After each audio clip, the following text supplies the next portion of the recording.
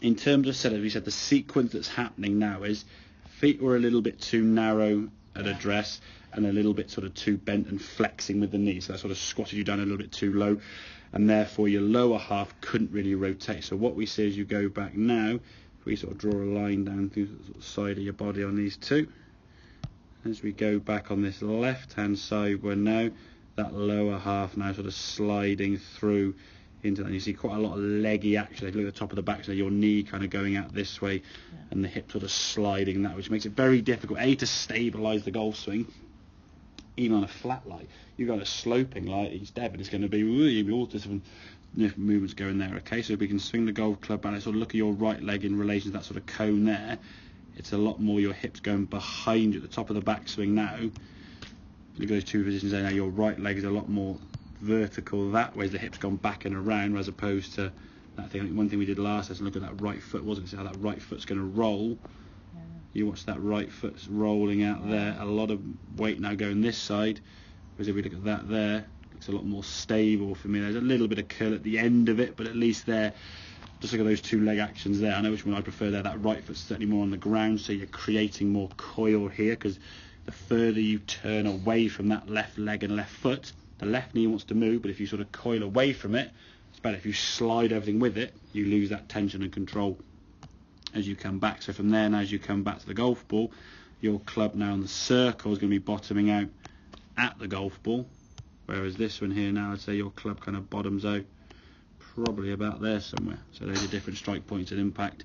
And just at the lower half now, there's a much more movement to that side there going through the golf ball, much cleaner hit, and by getting more of a club face going down, if the club face is still attacking into the golf ball coming this way, you've got more chance of striking the sweet spot.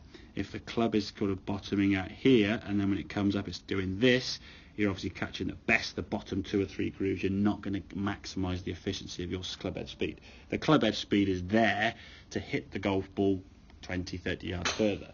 But if the strike is off the sort of the lower part of the club rather than the sweet spot, you're not going to get that. Unless you then you just try and swing it faster and you lose control.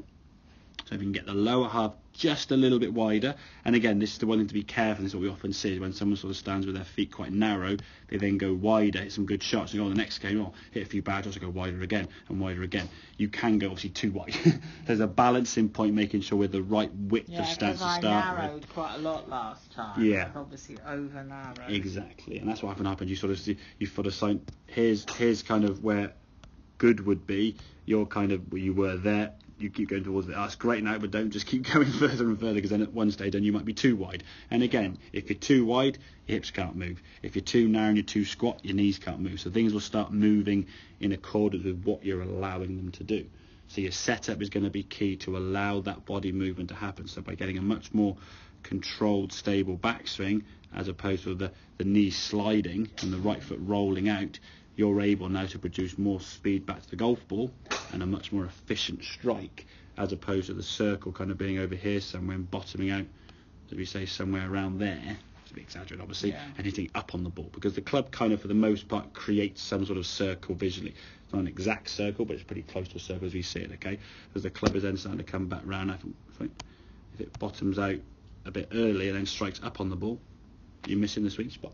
So power then is going to be less to the golf ball, and that's on a clean mat. If there's mud behind the ball or grass or anything, even more power is going to be lost. So, make sense, yeah? Yeah.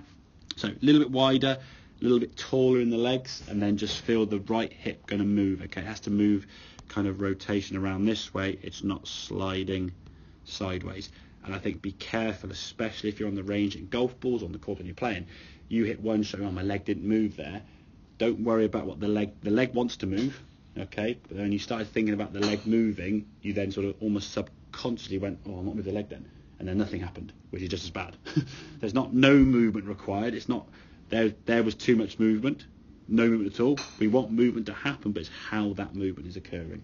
Are you rotating and twisting around yourself, or are you sliding laterally? Yeah. Don't then think, right, to stop sliding, I'll just stop moving completely, because then you lose all power altogether. There needs to be some movement around there, and definitely the swing now looks a lot more full, because obviously they've been playing more and the flexibility is going to increase and so on, and you're going to get a bigger movement with that. Okay, so the range of motion is there, it's just triggering the brain to say, okay, right, you've got to do that, and obviously the setup being such that allows you to do that. Okay. Okie dokie? Yeah. Do I try a couple with a hybrid, see how that goes with that club? Yeah? Yeah. Good stuff.